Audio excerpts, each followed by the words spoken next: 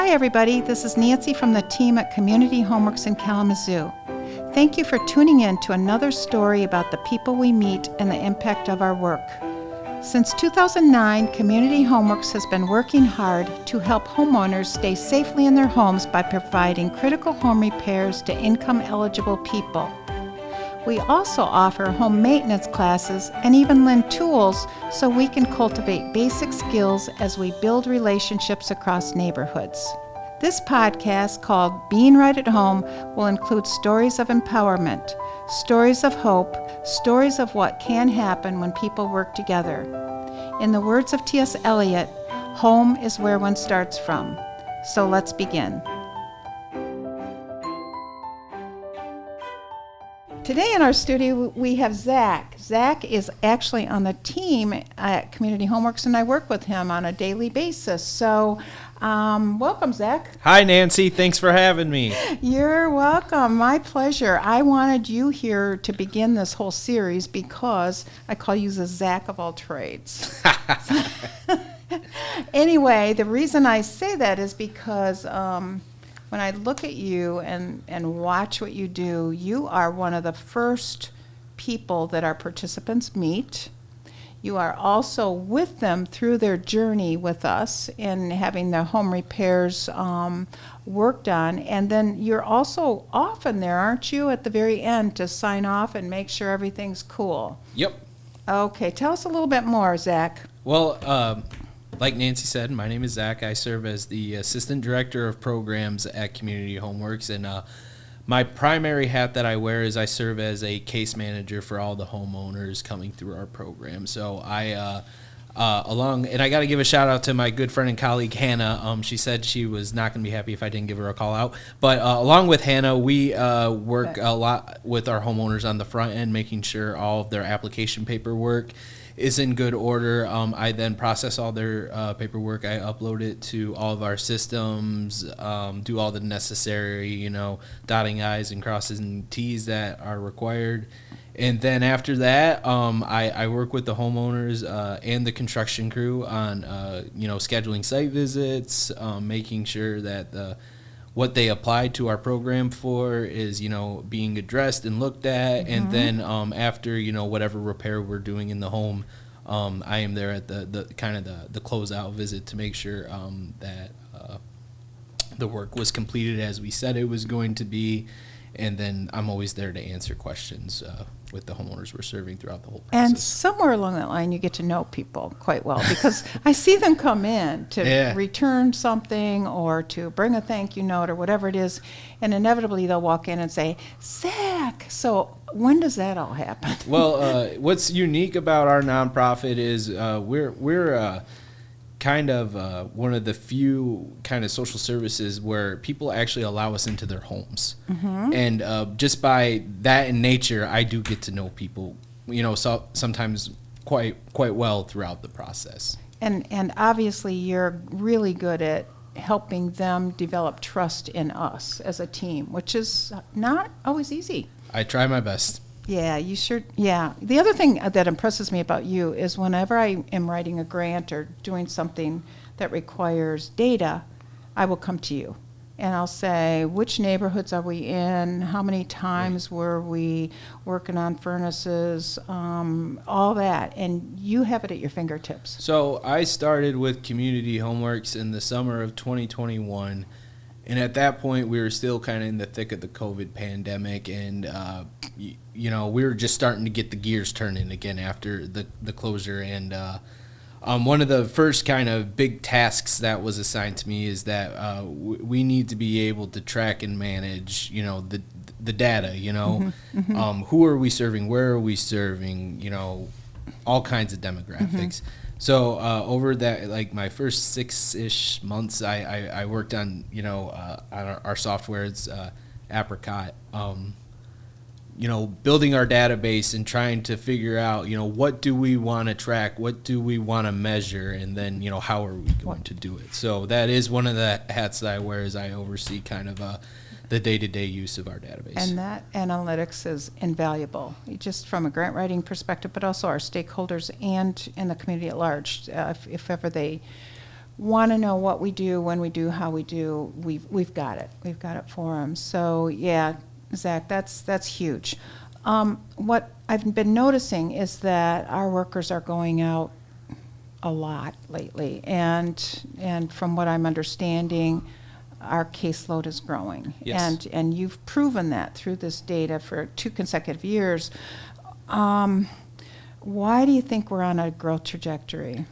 Well, there's several reasons. One of the kind of internal reasons is that before we were exclusive to the city limits of Kalamazoo.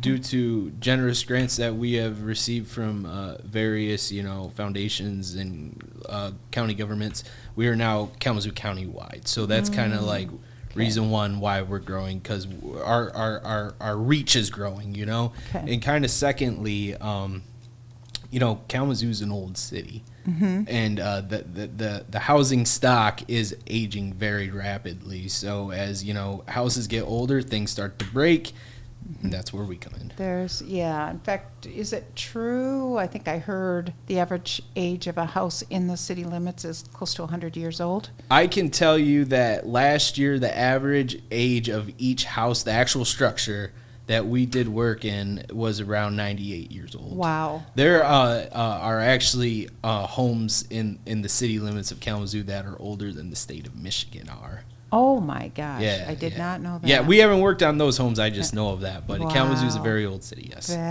That's amazing. That's amazing. Well, because you're so good at meeting our participants, I am wondering, what do you like best about that part of your job? Because that's kind of over and above the call of duty. We could go in, fix a furnace, and walk out. Right. That's not all we do. So what do you like best about just getting to know the people? I'm a people person. I like to meet people, and this certainly is a job where I get to do that. I think last year we provided, we started projects in, I think, over 120 homes. And that's 120 people. That's 120 families. That's 120 different stories, Exactly. Yeah, exactly. it's been truly a privilege to be in my chair. Yeah, that's I think how we all look at it, is it's an honor and a privilege and a responsibility. So, yeah, that's so I know you're into superpowers. You're talking about doing something this weekend.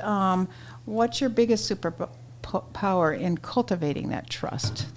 Because let's face it, when somebody comes to my door and wants to do something, it's kind of like, there's a hesitancy. Right, especially we don't solicit our service. We don't go out to people. Well, we do in some ways, but when we provide the services that we provide at no cost, there's some, reservations there. Like, what do you mean? What's the catch, kind of thing? And I think most importantly, if we're talking about cultivating trust, it's just being straight with people. It may not be always the answer they want to hear, but it's the answer how it is, So I just trying to meet people where they're at and being straight with them on what we can and cannot do, what we're hoping to do in your specific home, and it's just being straightforward with people, being honest.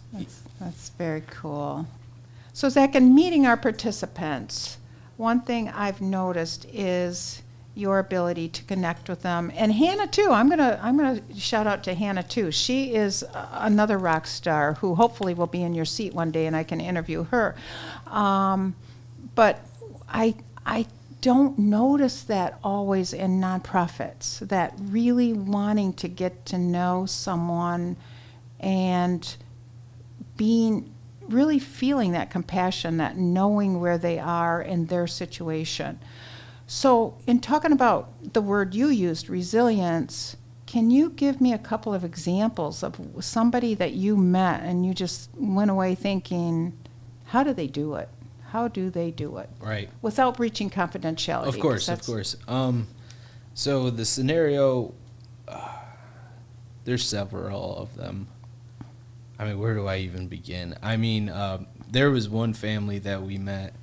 It was a household with 2 parents and 6, 7, 8 kids. And their basement flooded, and it took out their furnace and water heater. I mean, Oh. and one of the kids in the house was, I think, 2 months old. Oh. So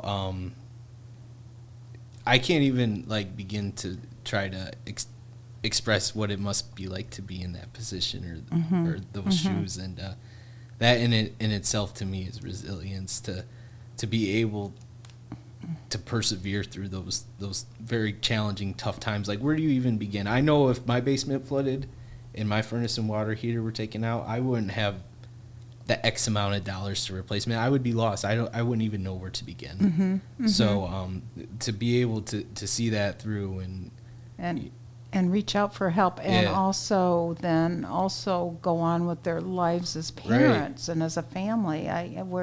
Because in that moment, you know, again, I can't put myself in their shoes, but you're not only worried about, you know, like keeping your home warm or the mechanicals of your house. You're worried about keeping your kids warm. What happens if, you know, no heat? Pipes start to freeze, water starts to burst. I mean, it can snowball very, very quickly, and to live through that, I mean, is resilience in itself. Yeah.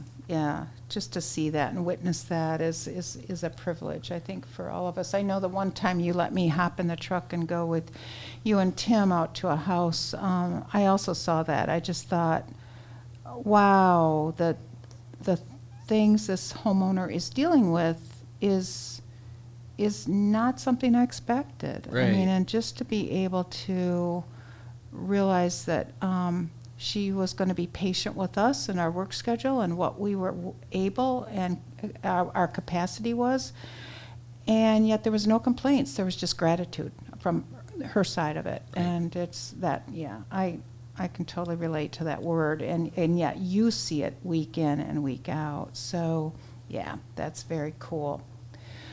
The other thing that I want our listeners to know about is a group that you and I think it's Tiana and was it Hannah started last year, where you're bringing in participants that have been through the program. You've gotten to know, you're inviting them into our space just to say, how did it go? What did you like? Tell us about that. So in nonprofit work, it's always important to include in your decision making the people that you serve, the people that ultimately your decisions are going to impact. And in efforts to remain as like homeowner participant centered as possible, last year we created a group that we meet quarterly, 4 times a year. It's called our Participant Input Advisory Group. And as you said, it consists of maybe 10 to 15-ish current and former participants of our programs. And basically the idea is that we want to know how we can be better. We recognize that in this space, providing services to homeowners, there's a power imbalance. And we always want to try to remain homeowner focused. So at these meetings, we'll present topics. You know, we'll kind of do the Community Homeworks 101. This is how we operate. This is what our intake process. This is our, case management process. This is our construction process. What are we doing that worked, and what are we doing that maybe not so much? How can we improve, or how can we really buckle down on what we're doing that went well, So we take that feedback that's given to us at these meetings, and we share it with our executive leadership and our board of directors, and then in turn, over time, it helps create policy, decisions, for our future at our nonprofit. And I love that, because it's not like, well, we're done, let's shut the door on them and their files. It's like, no, we want to learn. We want to mutually learn from each other. So are you going to do that again this year? We already are doing it. We had our first meeting with a new group last month. And then our next one is going to be in June, and then every quarter from there on out. And I understand that this will always be a thing from here on out with Community Homeworks. We're going to do this again in 2025, 2026, and so on and so forth. Excellent. Thank you. Oh, that's so cool. That's so cool. Well, we are going to wrap up, but I want you to be able to say anything you want to our listeners. What didn't I ask you that you think is important for people to know? I would just say to our listeners is to spread awareness. You may not know exactly, the ins and outs, the super details of community homeworks, but there must be some level of awareness if you're listening to this now. Mm-hmm. Share this news with people because, if your network is 10, 20 people and you share it with them, that's 10 or 20 other networks you just tapped into. And if it eventually just leads to one homeowner that might need, those smoke alarms installed or that furnace worked on or that plumbing leak fixed, that's what matters most. So it's just the awareness, not necessarily to raise money for us, which is always fantastic, obviously, but just so word to mouth, the community that we're serving gets to know us a little bit better. And just to build that community, which is where we're at right now. So, gosh, Zack, I can't thank you enough. Thank you so much for being here today. Thank you for having me, Nancy. Well, that's it for this time, everyone. Thank you so much for tuning in. Between now and next month, we will continue to be in our community, making a difference. But before signing off, I want to ask for your help. Please consider supporting us with a donation of any size. You can easily do this by visiting our website, communityhomeworks.org.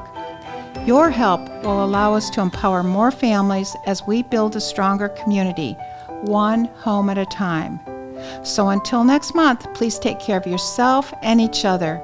From our team to you, bye-bye for now.